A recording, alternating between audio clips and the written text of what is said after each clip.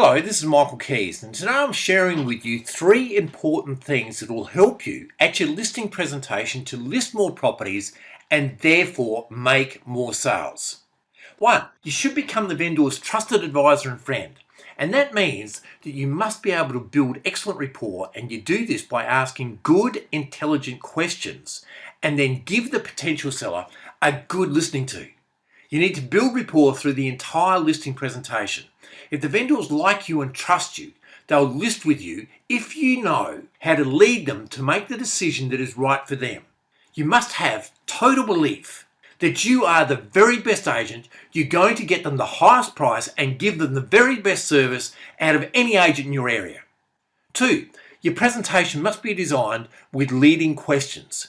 Your presentation should consist of 80% leading questions and 20% telling. Always remember, if you can get the potential seller to tell you what you want to tell them through asking good, intelligent leading questions, then in their minds it's truth. 3. You must ask for the business.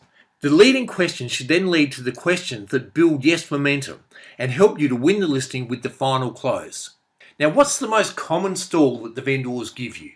It comes in all forms, and it's something like, "I want to think it over," to which you must learn this response, which will help you close more listings.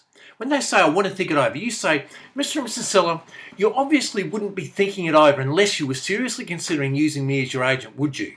And they say, "No, of course not." And then you ask, "And you're not just saying that to get rid of me, are you?" And they say, "No." And then you ask, "So I can clarify my thinking, what is it that you want to think over?" And you remain silent.